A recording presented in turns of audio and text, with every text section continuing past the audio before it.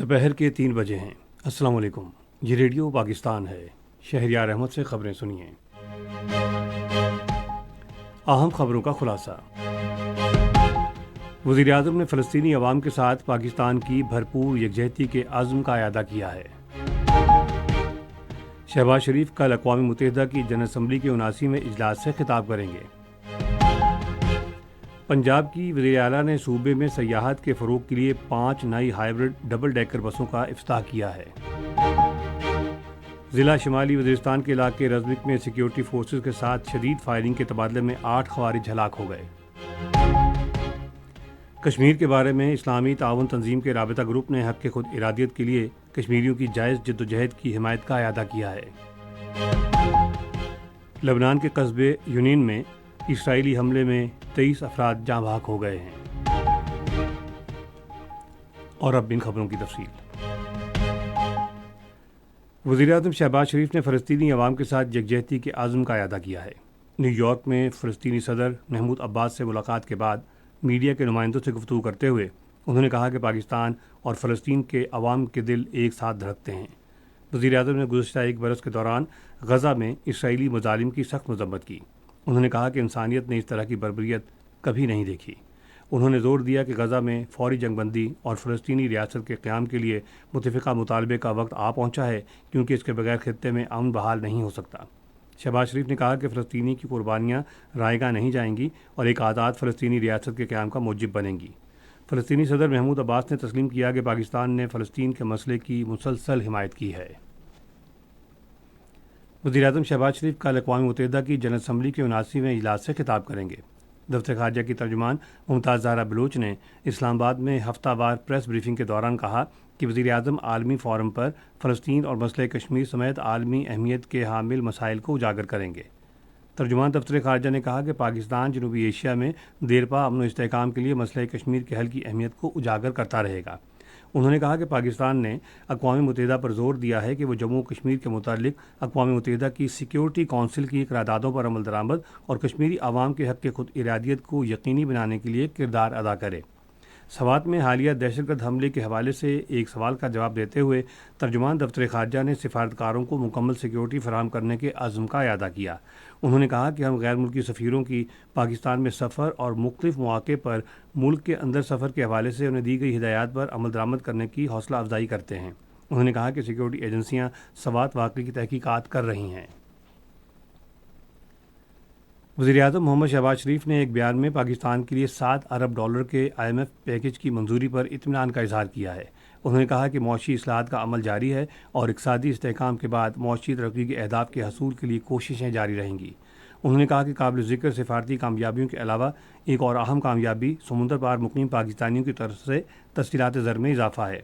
वज़ीर आज़म ने IMF package के हवाले से ताउन करने पर दोस्त मुल्कों खुसूसन सऊदी अरब, चीन और मुत्तहिदा अरब अमारात का शुक्रिया अदा किया। चीन के रोई ग्रुप ने खुसूसी सरमायाकारी सहूलत कौंसिल के ताउन से पाकिस्तान में आलमी मयार के टेक्सटाइल पार्क से क़याम का ऐलान किया है। ये टेक्सटाइल पार्क्स पाकिस्तान चीन इक़्तिसादी राहदारी मनसूबे का हिस्सा हैं, जो सिंध और पंजाब में कायम किए जाएंगे, जिसका मकसद दोनों ममालिक के दरमियान इक़्तिसादी ताउन को बढ़ाना और दो तरफ़ा ताल्लुकात को फ़रोग़ देना है। ये ख़बरें आप रेडियो पाकिस्तान से सुन रहे हैं। पंजाब की वज़ीर आला मरीम नवाज़ ने सूबे में सयाहत को फ़रोग़ देने के लिए 5 2 मंजिला हाइब्रिड बसों का इफ्ताह कर दिया है। इफ्ताह के बाद उन्होंने सहूलियात का मुआयना करने के लिए एक बस में सफ़र किया। इस मौके पर गुफ्तगू करते हुए वज़ीर आला ने जदीद और माहौल दोस्त बसों के ज़रिए बड़े शहरों में सयाहत के फ़रोग़ के लिए हुकूमती अज़्म का इजहार किया। ज़िला शिमाली वज़ीरिस्तान के इलाके रज़मिक में सिक्योरिटी फोर्सेस के साथ फायरिंग के तबादले में 8 ख़वारिज हलाक हो गए। ISPR के मुताबिक गुज़श्ता रात शिमाली वज़ीरिस्तान के इलाके रज़मिक में ख़वारिज की मौजूदगी की खुफिया इत्तला पर कार्रवाई की गई। हलाक होने वाले ख़वारिज सिक्योरिटी फोर्सेस और मासूम लोगों के कत्ल में मुलव्विस थे और उनके कब्ज़े से असलहा और गोला बारूद भी बरामद किया गया है। सदर आसिफ अली ज़रदारी और वज़ीर आज़म मोहम्मद शहबाज शरीफ ने शिमाली वज़ीरिस्तान के इलाके रज़मिक में कामयाब कार्रवाई पर सिक्योरिटी फोर्सेस को सराहा है। صدر نے ایک بیان میں کہا ہے کہ سیکیورٹی فورسز نے 8 خوارج کو ہلاک کر کے جرأت اور بہادری کا مظاہرہ کیا۔ انہوں نے اس عزم کا اظہار کیا کہ دہشت گردی کے مکمل خاتمے تک کارروائیاں جاری رہیں گی۔ صدر نے کہا کہ پوری قوم دہشت گردی کے خلاف جنگ میں سیکیورٹی فورسز کے ساتھ ہے۔ وزیر اعظم نے اپنے بیان میں دہشت گردوں کے خلاف کامیاب کارروائی پر سیکیورٹی فورسز کو شاندار خراج تحسین پیش کیا۔ انہوں نے کہا کہ ہمارے بہادر سیکیورٹی فورسز کی جانب سے بروقت کارروائی میں 8 خوارج مارے گئے۔ وزیر اعظم نے اس عزم کا اظہار کیا کہ جلد ہی خوارج کا پورے ملک سے خاتمہ ہو جائے گا۔ صدر آصف علی زرداری نے سمندری حیاتیاتی نظام اور ساحلی علاقوں کے تحفظ کے لیے موسمیاتی تبدیلی اور سمندری آلودگی جیسے سنگین مسائل سے نمٹنے کے حوالے سے پاکستان کے عزم کا اعادہ کیا ہے۔ سمندری حیات کے عالمی دن کے موقع پر اپنے پیغام میں انہوں نے جہاز رانی کے لیے محفوظ ماحول اور ہموار سمندری تجارت یقینی بنانے کے لیے سمندری تحفظ اور سلامتی کی اہمیت کو اجاگر کیا۔ صدر آصف علی زرداری نے مرحوم نوابزادہ نصر اللہ خان کی جمہوریت، اتحاد اور انصاف کے لیے غیر متزلزل عزم کے اعتراف میں انہیں بعد از مرگ نشان امتیاز دینے کی سفارش کی ہے۔ صدر نے کابینہ ڈویژن کو ایوارڈ دینے کے حوالے سے عمل شروع کرنے کی ہدایت کی ہے۔ سیکیورٹی فورسز کی جانب سے ملک بھر میں منشیات کی سمگلنگ کے خلاف کارروائیاں جاری ہیں۔ گزشتہ سال ستمبر میں اس کارروائی کے آغاز کے بعد سے اب تک متعلقہ اداروں نے ملک بھر میں 1052 میٹرک ٹن سے زائد منشیات قبضے میں لیں اور 1967 منشیات فروشوں کو حراست میں لیا ہے۔ ایف سی بلوچستان شمالی نے پشتون ثقافت کے دن کی مناسبت سے مختلف تقاریب کا اہتمام کیا۔ پشتون روایات اور ثقافت کو اجاگر کرنے کے لیے ایف سی بلوچستان نارتھ نے چمن، کوئٹہ، جوب، قلعہ سیف اللہ، ہرنائی، زیارت اور کولو میں پشتون ثقافت کا دن منایا۔ مختلف اسکولوں میں سیمینارز اور ثقافتی تقاریب کا انعقاد کیا گیا۔ کشمیر کے بارے میں اسلامی تعاون تنظیم کے رابطہ گروپ نے کشمیری عوام کے حق خود ارادیت کی جائز جدوجہد کی حمایت کا اعادہ کیا ہے اور آزاد جموں و کشمیر اور گلگت بلتستان کے بارے میں بھارتی رہنماؤں کے غیر قانونی دعووں کو مسترد کر دیا ہے۔ نیو یارک میں ایک مشترکہ اجلاس کے بعد رابطہ گروپ نے اس بات پر زور دیا کہ بھارت کے غیر قانونی زیر قبضہ جموں و کشمیر میں بھارتی پارلیمانی انتخابات یا قانون ساز اسمبلی کے انتخابات کشمیری عوام کو حق خود ارادیت دینے کے متبادل نہیں ہو سکتے۔ گروپ نے زور دیا کہ جنوبی ایشیا میں پائیدار امن و استحکام تنازع کشمیر کے اقوام متحدہ کی سلامتی کونسل کی قراردادوں اور کشمیری امنگوں کے مطابق حتمی حل کے بغیر ناممکن ہے۔